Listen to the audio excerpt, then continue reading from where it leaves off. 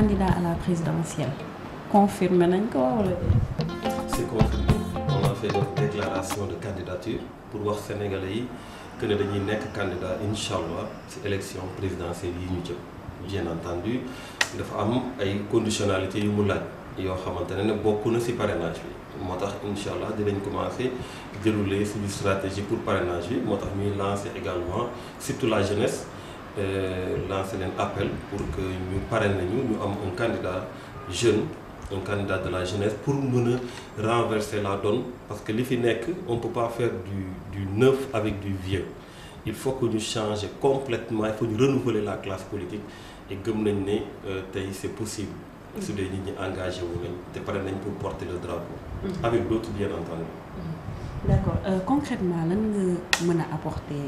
Sénégal parce que fi mu toll nii dëkk bi metti na ñëpp a ngi yuuxu daa dem ba ñu bëri defatuñu confiance homme politique yi yow lan ngay proposer sa programme tuuti. waaw xam nga d'abord crise de confiance boobu lañ bëgg a dindi parce que tey mënoo wax ne da ngay détourner wu si ñoo xamante ne ñoom ñooy gérer sa économie ñoom ñooy gérer sa santé ñoom ñooy gérer sa éducation ñoom ñooy gérer sa sécurité ñooy gérer lépp loo xamante ne moo lay permettre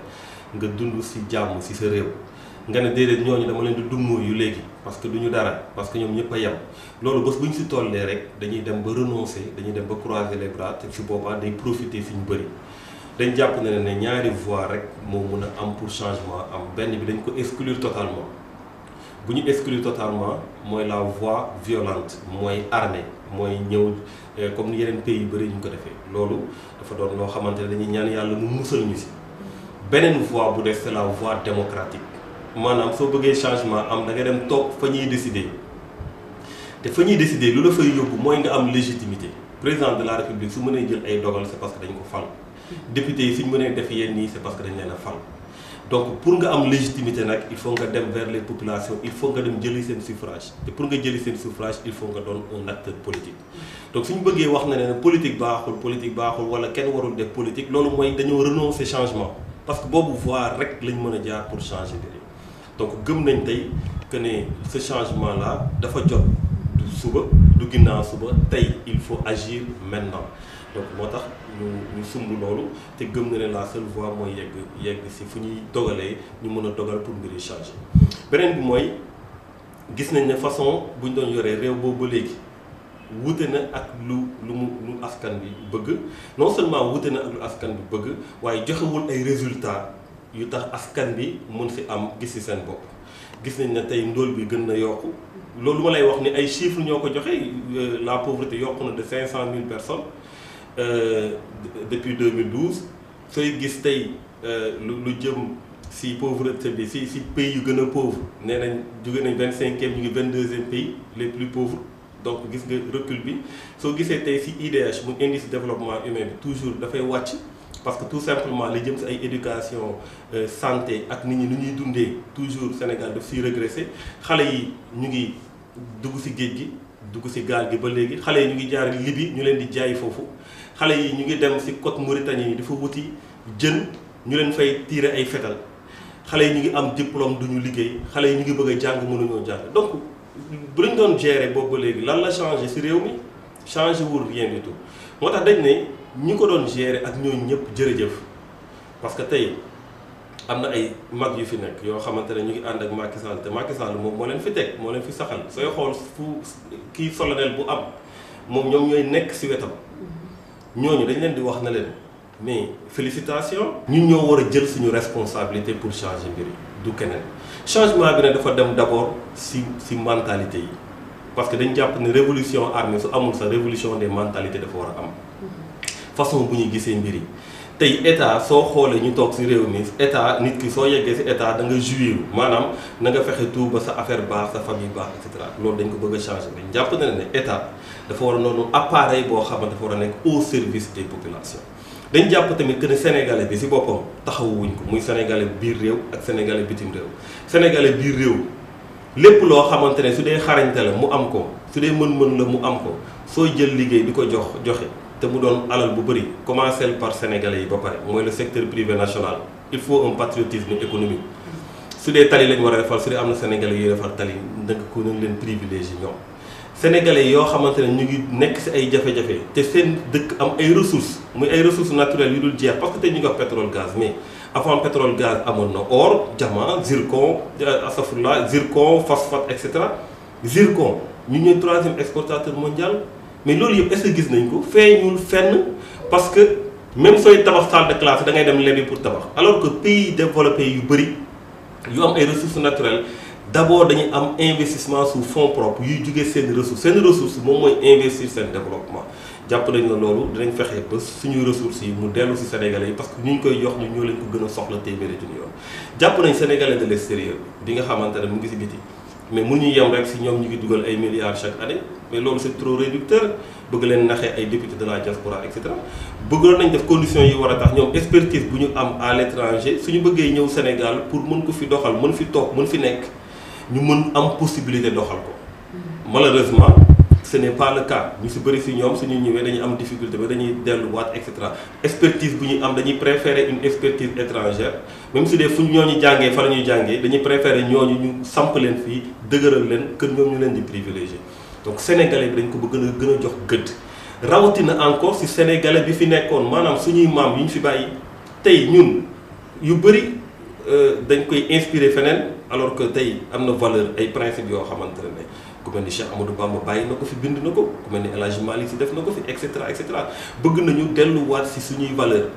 enraciné wu comme ni ko Senghor di waxee muy soog a am ouverture bien que ouverture bi mënul ñàkk il faut que loolu aussi ñu xam ko il faut qu'on s'ouvre au monde mais il faut que ñu dëgër solidaire suñu biir taxawu sénégalais bi et je pense que loolu ay axes la yoo xamante ne ay changement de paradigme mais amul secteur bu ñu réfléchirul parce que programme bi incha allah dinañ ko génne bientôt secteur par secteur parce que dañu gëm ne façon bu ñu doon doxee boobu ba léegi conséquences yi gis nañ ko le fait que ñu naan bilan nekkatuñu ci détails yooyu parce que bilan yi mënul ñàkk c'est-à-dire que tey amul benn état boo xamante ne même su dee loo cuune chaque année dinañ la voter budget ay milliers de milliards yoo xamante ne ci ñàkku sénégalais yi lay jóge donc mënoo bañ a defar tali mënoo bañ a defar salle de classe wala kii de santé mënul bañ a nekk mais ban réforme structurelle nga def pour que ndóol mi wàññeeku pour que ñuy jàng mën a jàng pour que ñu am diplôme mën a liggéey loolu lañ gisul moo tax ñun am nañ ci idée bu leer nañu. sànq wax nga ne pas yu bëri dañ fi war a jógee ñan ngay wax exactement. non man dama gëm na ne ku mel ni le président Moustapha Niasse nga xamante ne suñu papa la suñu xarit la am nañ ci moom respect bu mag ku mel ni le président Ousmane Tanor Dieng nga xamante ne am nañu respect bu mag a mag ak ñeneen ak ñeneen bëri nañu mais def nañu seen époque je suis désolé tey ñoom waruñu époque bii ñuy dund ñun luñ ci xam ñoom xamuñu ko ci. et tey le président Macky Sall bi ñu yaakaaroon ne dafay jël façon gestion buy méngoo ak monde bi nu muy doxee mu dem delluwaat ginnaaw indi l'ancienne génération mettre leen en avant ñooñu di xalaat pour moom loolu déception mënu ko wees donc dañ jàpp na ne ñun ñoo war a comme ñu nekk di lekk ci bool bi bëgguñu dindi seen loxo ñu ñoo leen war a génne seen loxo avec beaucoup de respect nag parce que gëm nañ ne am na lu ñu defal Sénégal am na lu ñu taxawu Sénégal mais am nañ droit rek ne leen nag taxaw leen époque boobu géré ngeen ko époque bii ñu toll suñu époque la ñun donc ñun nag suñu jëlu suñu responsabilité amul lu fi dul changer j'ai l'habitude de le dire si on ne fait rien ne va changer te pour def dara mooy fexe nooy toogee fa ñuy décider nga dem décider fa moo tax ñu am option wu nekk candidat woo si toute notre génération non seulement la génération du point de vue de l'âge mais de la génération consciente de la nécessité d'aller vers des changements de paradigme et ça je pense que Sénégalais yu bëri partagé nañ ko ak ñun en tout cas ñun am nañu forte conviction que ne loolu rek moo mën a taxaw pour que suñu réew changé. ñu bëri ñu ne Thierno Bocoum fan la jëlee xaalis parce que xam nañ ne présidentielle campagne ak lépp xaalis la ñu bëri ñu ne fan nga jëlee lu mën a defee campagne. waaw xam nga loolu yeggaguñ si ba ñu commencé ba léegi bu njëkk ba ñun ñii sax on se disait nan la ñuy def ba def suñuy tournée et tout ça mais xam nga dafa am lu ñuy wax système de mutualisation des forces. tey dañu nekk ak ay nit yoo xamante ñu ngi diaspora ñu ngi Sénégal ñu ngi un peu partout ñii am nañ seen xam-xam ñu ngi koy def ci mbir mi gis ngeen soo gisee suñuy sorties yi ñuy def ak yu bëri yoo xamante ñu ngi koy def am na loo xamante ne da ciy feeñ am na ñoo xamante ne am nañu seen doole maanaam am nañu seen effort physique mun nañu dem fii def lii def la dugg def ay porte à porte def nañ ko si biir AGIP. am na ñoo xamante ne mënuñu loolu yëpp waaye am nañ seen alal ñu ngi ko siy dugal am na ñoo xamante ne feneen la ñuy taxawee donc pour dire que wala ñu am seen ñaan et cetera pour dire que dañuy mutualiser les forces de ce fait à chaque fois que ñu bëgg a def dara def activité wala lu mu mënti doon am na nu ñuy organiser woo si ay cotisation ak yooyu pour mën a def suñuy activité donc loolu du doon benn problème maintenant c'est vrai que élection yi ñu jëm dafay laaj plus que ça mais pas autant que ça parce que lu ñu gëm d'ailleurs manifestation incha allah dinañ ko def yàggul dinañ si wax loolu dinañ si ñëwaat lu ñu gëm mooy ñu bañ a statique du doon ay affaire meeting ay affaire loo xamante ne dafay laaj nga loué lii wala am déedéet ñun dañ gëm na ne fii ñu ngi am yoon pour yegg si nopp askan bi rek di am nañ discours buy war a mën a tax ñu fexe ba askan bi ànd ak ñun si loolu donc lu ñuy toppatoo comme moyen du dara lu dul nan la ñuy yeggee ci askan bi mu doon essence bu la yóbbu ba foofu mu doon même effort physique comme ay jeunes lañu mën a dox di dem ci askan bi parce que nag jàpp nañ ne il faut que ñu conscientiser nit ñi. époque boobu façon gestion boobu façon politique boobu xam ne ngay ñëw tuur xaalis ci dëkk bi dañ ne dañ koy xeex moo tax ñuy wax jeunesse bi ne leen ñaari combat la ñu war a mëne benn combat bi mooy ñoo fi ëpp donc mënuñu ëpp. bëgg changement ba pare te changement amul ça veut dire quelque part dañuy croiser les bras donc on doit se battre pour que changement am beneen bi mooy à l'intérieur de nos familles parce que j'ai dit que lii c'est un combat de famille du combat wu jeunesse bi rek parce que tey wax naa ko sama vidéo bi ñu am retraités yi ñu ngi jooy parce que amuñu relève seen kër yi suñu yaay yi ñu ngi jooy ak ñàkk kilifa bi ñàkk ndox meeg yooyu ak vie bu cher bi parce que amuñu revenu léegi nag combat famille su amee ñu gën a ndaw ñoo war a féete kanam ñoo war a xeex mais dama ne si biir famille boobu tamit suñu xeex dañ siy boole ne suñu yaay bii di jël piis ak 5000 francs pour dem di voter diw ñu ne ko déedéet xalaatal avenir au Sénégal xalaatal ñun suñu avenir donc je pense que le combat doit être ça mais pas jéem a wuti ay moyens bu ñuy tuur si dëkk bi jox ay piis ak ay 5000 francs ki di jox nit ñi xaalis loolu du façon boobu lañ xalaatee politique. pourtant ñu bëri ñu ne candidat Thierno Bocoum candidat Macky Sall la Macky Sall moo nekk sa ginnaaw loolu la ñu bëri di wax loo si toll. waaw peut-être am na ñu koy wax xam nga fii Sénégal moom toujours nit ñi dañuy wax xam nga soo bëggee chaque fois lu nit ñi wax nga nekk naa da ngay démentir rek ak yooyu da ngay tardé parce que nit da ngay xam nooy concentrer sa énergie ci benn objectif. Parce que de toutes les façons les gens dinañ la wax du tout et n'importe quoi dama doon dégluwaat démb benn émission daf may kii parfois muy Mike Tyson bi nga xam ne maa ngi koy nuyu d'ailleurs ñoo dëkk presque di ko wax ne naa ko sees yi incha allah di may dégg émission bu mu defoon dañ kumpa yaayam di témoigner naan dafa dugg ci oto ñuy wax ci doomam loo xamante ne méngoowul sax ak ku ko doon wax day naan xam naa mbir yi man dëkk naa ak ñoom moom lii la moom la alors que nee na loolu yëpp dara amu ci donc loolu mooy Sénégal loolu nag moom mënoo ci nekk di naan da nga ciy tontu li am solo mooy nit ñi xam nañ ma nit ñi suivre nañ ma c'est pas la première fois Thierno Bocoum jékki rek génn nekkoon na Assemblée nationale gis nañ liggéey bi ma ko def gis nañ position yu ma amoon ak décision yu ma ci jël yu ferme gis nañ sama position ba ma génnee parti bi ma nekkoon ba léegi cohérence bu ma ci am constance bu ma ci am li ma doon défendre boobu ba léegi amul dara lu ci changé maintenant lan nga mën ci koo xamante ne dafa jóg rek ne lii la wala lee la loolu c'est pas le plus important mooy ñu mobiliser suñu énergie ci objectif bu ñu am objectif bi nag ça dépasse des personnes moo tax suñu may waxee waxu Macky yi wala waxu keneen sax daf may def ay rey parce que ñun on voit au-dessus de ça ñun gisatuñu ay nit Sénégal la ñu gis parce que nit ku mu mënti doon soo fiy toogee di nga fi quelques années nga fiy toog da ngay demaat Sénégal moo fi des te Sénégal gëm nañ ne dafa war a am ñu ko taxawu pour que changement daal di am. mais ñu bëri gis ne au fait c'est un moyen pour Macky affaiblir Idrissa Seck parce que yow ci Idrissa Seck nga nekkoon fa nga jógee yow xam nga Idrissa Seck bu baax donc yow bu la andee comme candidat c'est un moyen kii Idrissa Seck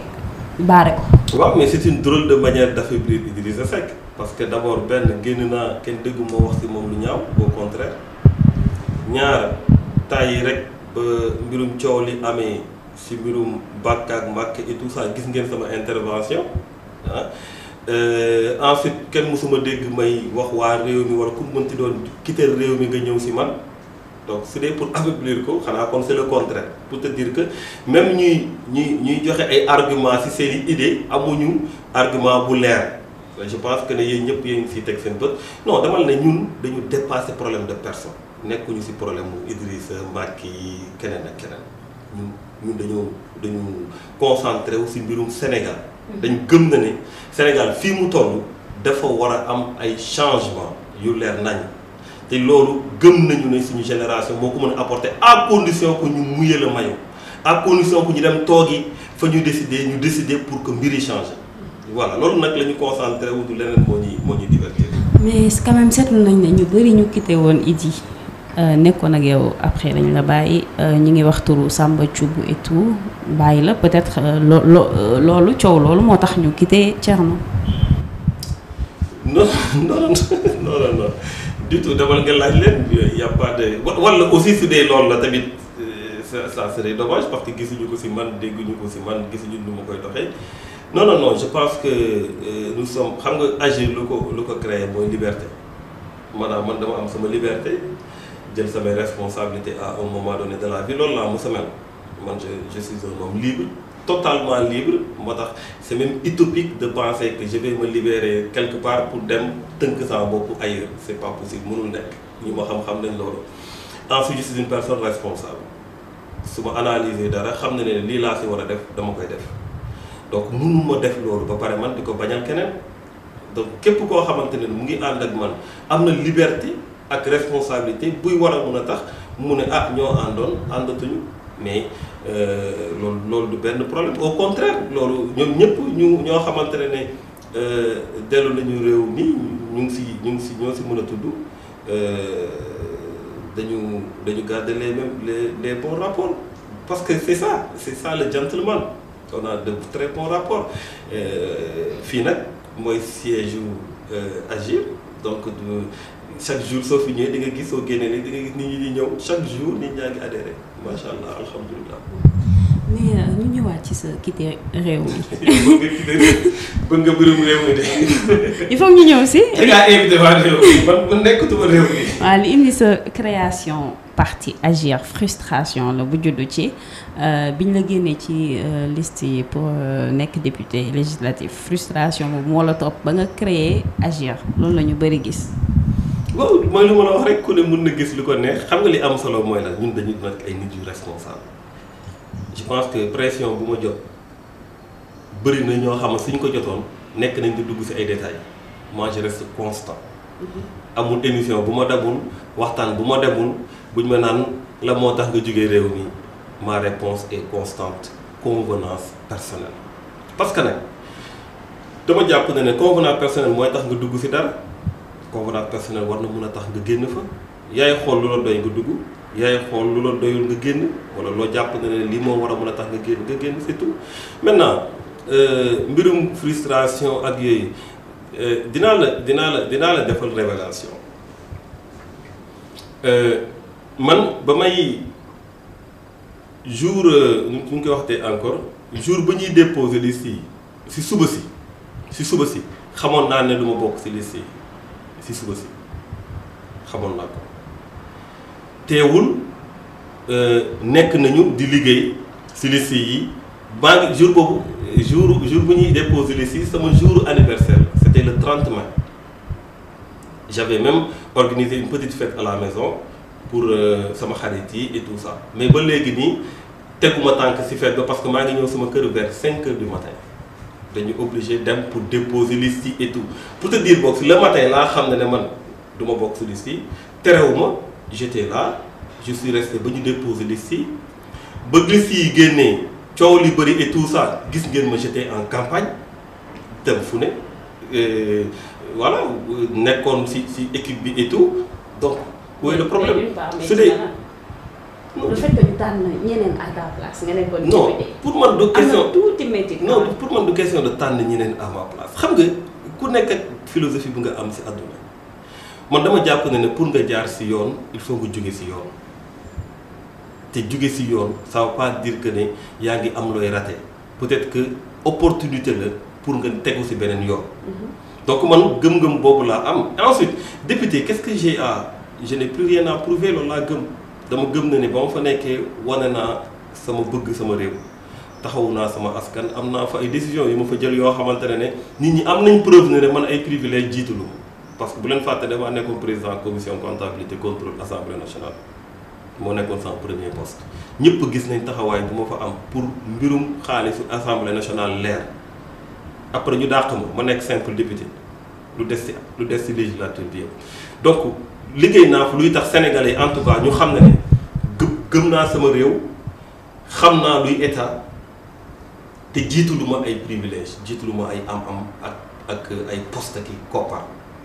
loolu doy na sëkk léegi nag ñu nekk ci leneen fu mu toll nii ambition bee gën a rëy voilà donc passé nañ loolu pour man àdduna sax di wax naan lii dama ko war a doon sax yab yàlla la parce que yàlla rek moo xam lu ñu dencal waaw mais li am solo mooy j'en étais fier waaw amul kenn en tout cas sama parti jéppiwuma yaakaaruma sama parti jéppi na si wala sama leader yëpp na si moment boobu yaakaaruma ne sénégalais yi jéppi nañu si loolu moo am solo leneen lu si def nag yëfu nit la yëfu nit nag moom dañ koy bàyyi nit ñi rek ku si ne xam nooy defee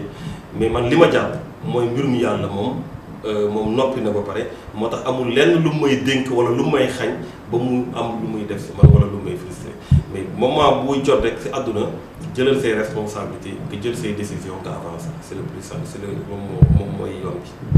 xam naa ne des réew mi neexu la mais il faut ñu xaw fa des quand même guerre froide bi amoon si digganteeg Yankhoba Diattara Déthié Fall dégg naa réew mi yow jubóo foon ak ñu bëri aussi. xam nga loolu yëpp mooy wax yoo xamante ne amul sens parce que mooy li ma la wax sànq rek nit ñi dañuy wax ba xamuñu sax lu ñuy wax guerre froide amul juga tudd jëpp maa ngi dégganteeg ñoom ba fii may wax ak yow. Diattara ak Déthié Fall ñu ngi déggante ba fii may wax ak yow ba fii may wax ak yow dañuy déggante. donc yaa réew mi aw ma fa lu dul ay xarit ay samay mbokk sax ñu ngi fa et tout ça mais c'est derrière nous fu mu toll nii agir la ñu wax man ak ñoom ay ñu si bëri ay xarit lañu. ay xarit lañu dañuy déggante tout le temps mais sur le terrain nous sommes des concurrents parce que ñun on est dans agir nous travaillons pour que agir gagne élection yi di ñëw muy élection 2019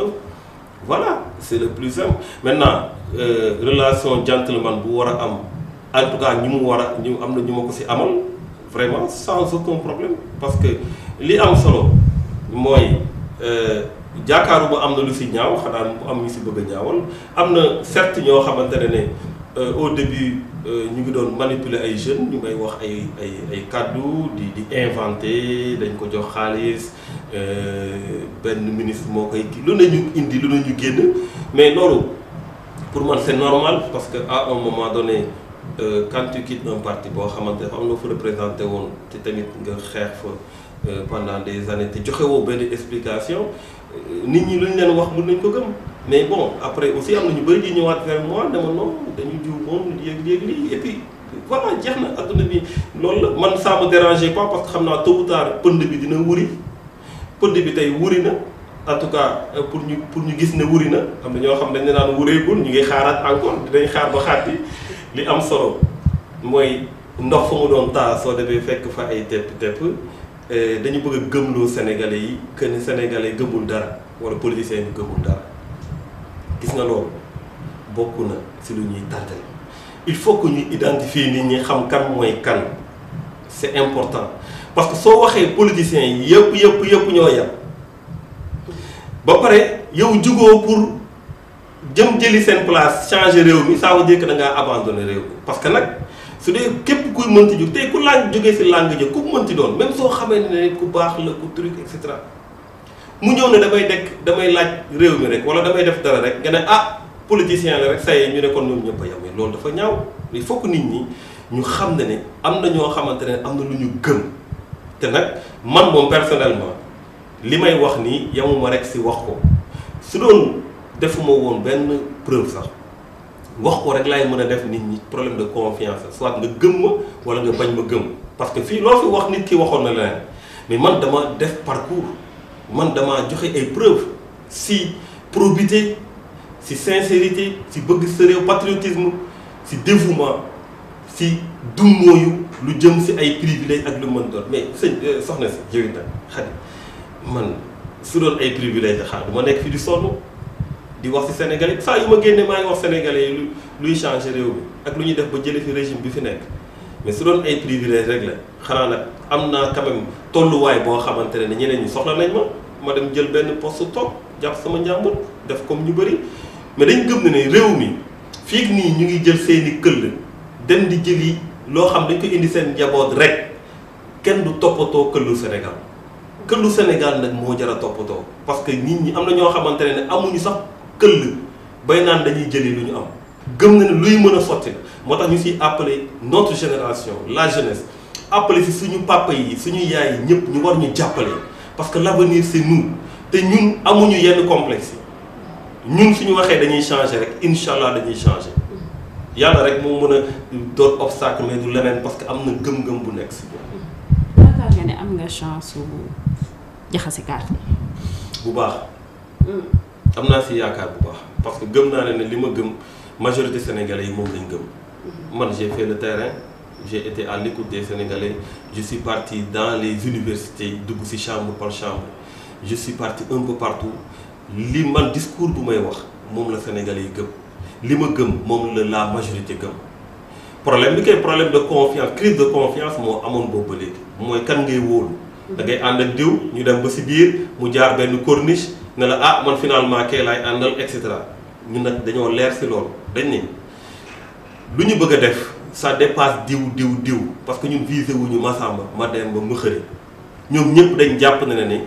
ku si ne dangaa nekk sa mbirum bopp ñun dañoo gis ne fu mu toll nii jot na ñëpp ñu yurnu Sénégal yurnu këll bu mag bi donc loolu su amee munoo rocc ci sa bopp si loolu di xool sa intérêt wax naa la ko léegi nee naa la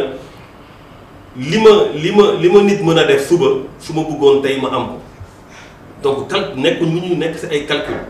suñu bëggoon tey lu ñu nit mën a def suba suñu bëggoon tey ñu am ko donc mbir mi du lu ñuy nit di def mbir mi mooy fan la ñu jëmale Sénégal ensemble ànd nekk benn loolu nag dañ siy woo Sénégalais yëpp surtout suñu génération donc gëm nañ ne su dee ñu gëm affaire bi yëpp jug nañu changement dina am si réew mi. loolu moom lu ma gëm la te loolu dinañ si liggéey lu ñu mën incha allah am moyen ñàkk moyen parce que ñun moyen de suñu obstacle damay faral di wax suñuy wax réunion ma ne leen stratégie yu may teg yëpp moyen lu ndaw lay doon moyen lu ndaw lay doon parce que ñun du ñu jël alal bu lewul du ñu jëli alal boo xamante daf ñuy tënk suba lu ñu bëgg a def mooy lu ñu am ku si ne si ñun ñu mobiliser dem nag wax ak Sénégalais une masse critique de personnes convaincues déterminées qui va à l'assaut des non convaincus des hésitants loolu mooy suñu stratégie te loolu la ñuy liggéey tous les jours. d'accord benn affaire moo la yàgg bëgg a laaj nga wax ma tuuti mooy sa arrestation 31 janvier 2012 je pense bien. waaw juste nga defal ma film bi lan moo xewoon qu'est-ce qui s'est passé ce jour-là.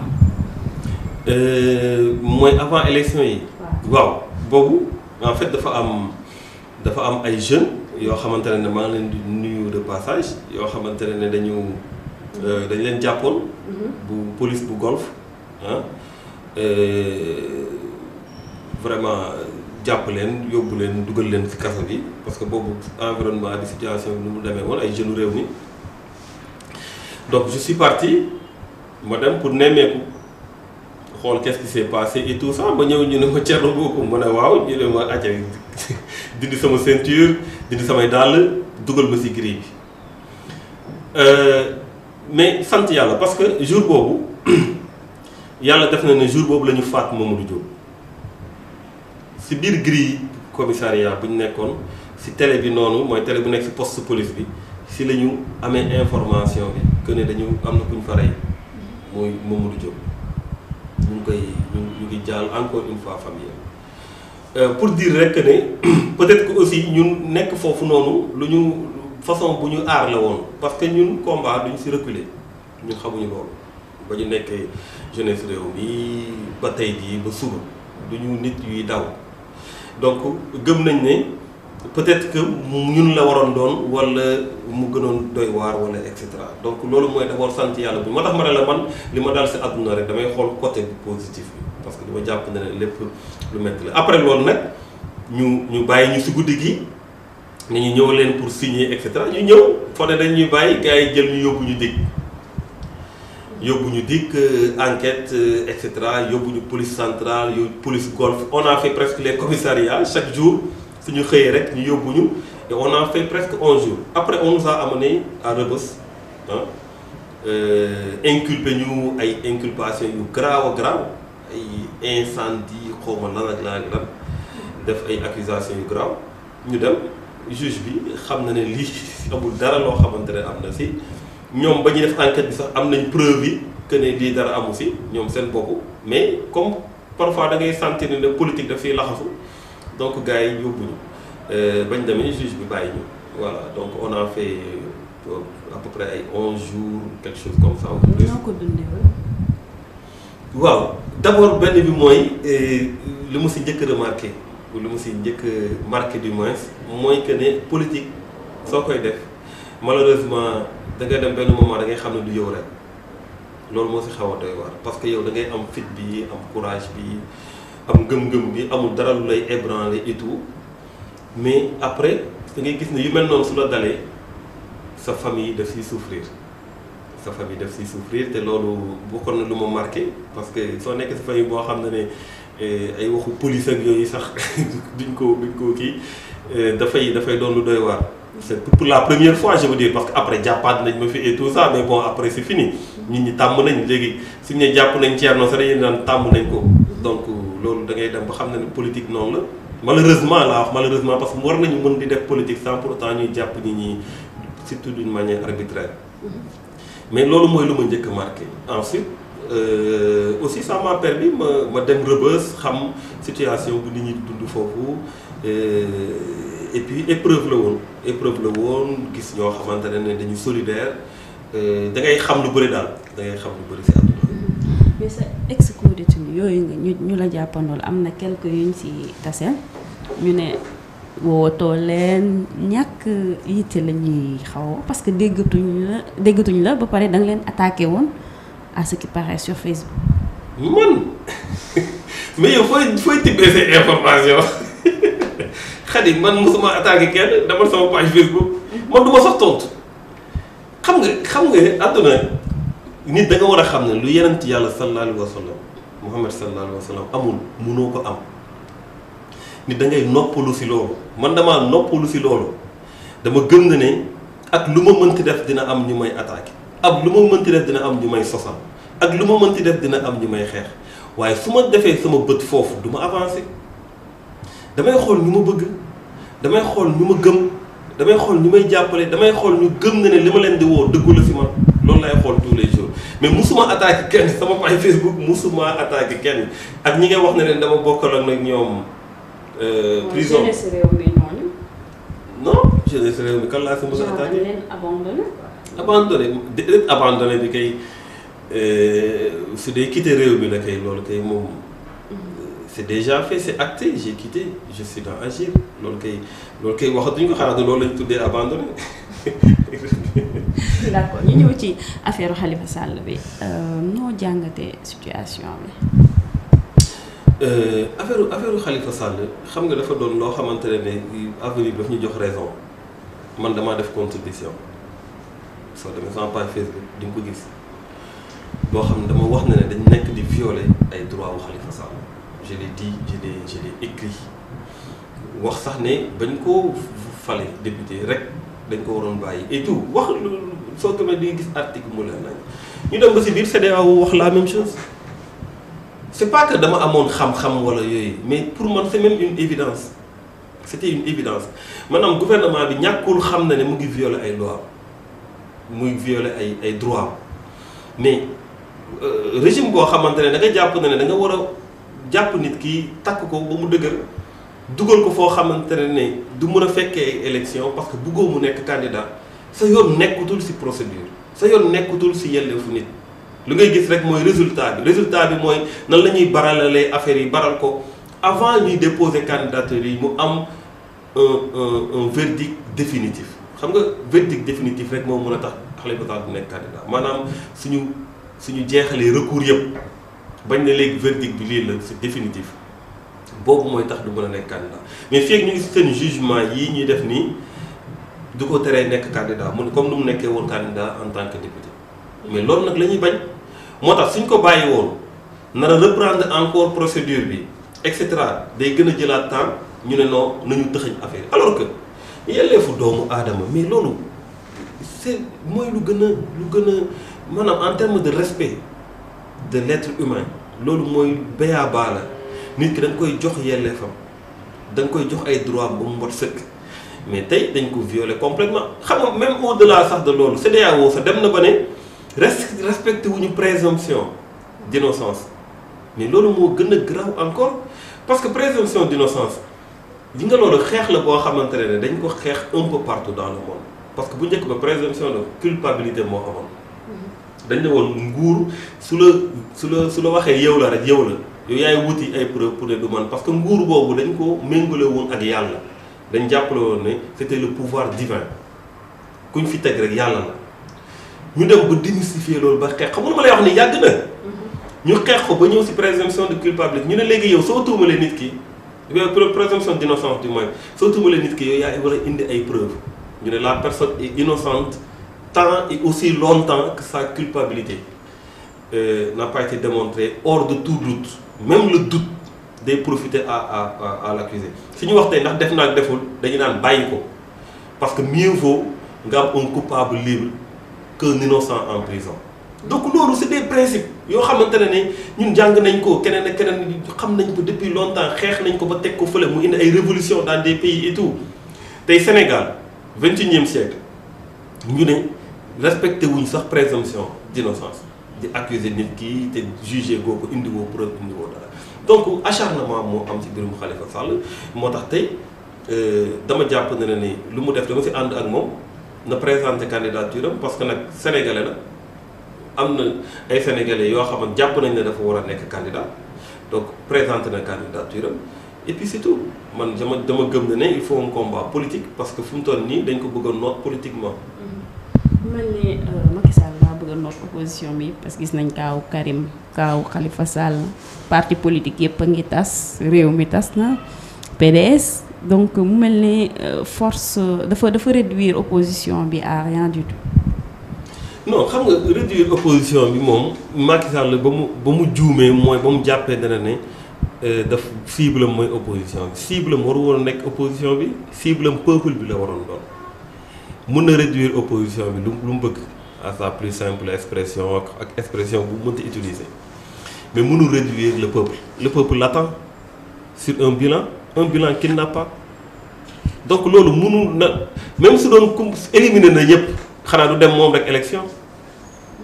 xanaa nag ça va être inédit quand même Sénégal ñu ne benn candidat moo am j'espère que duñu yegg foofu parce que fu mu toll nii man du ma leen waatal dara très franchement du ma leen waatal dara mais j'espère que duñu yegg foofu mais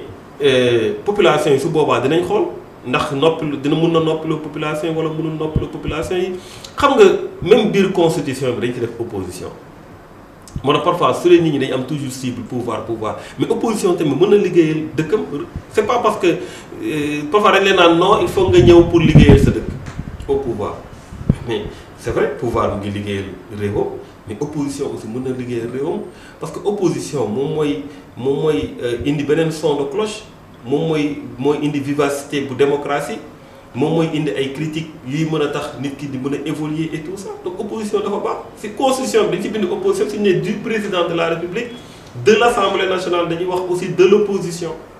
donc munoo ne da ngay mettre da ngay def néant da ngay def table rase wala da ngay xeex lu mel ni opposition alors que opposition moom mooy dëgëral démocratie moo tax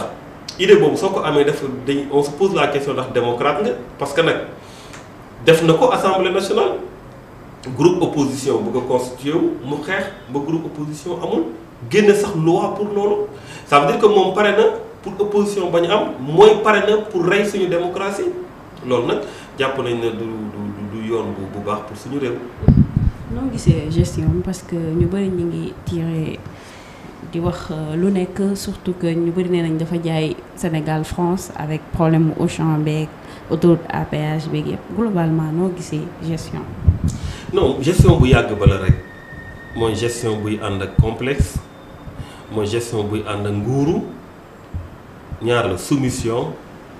et jouissance soumission aux autres ah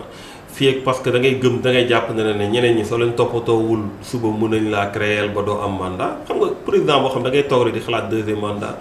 mënuñu yaakaar lu bëri si yow. soumission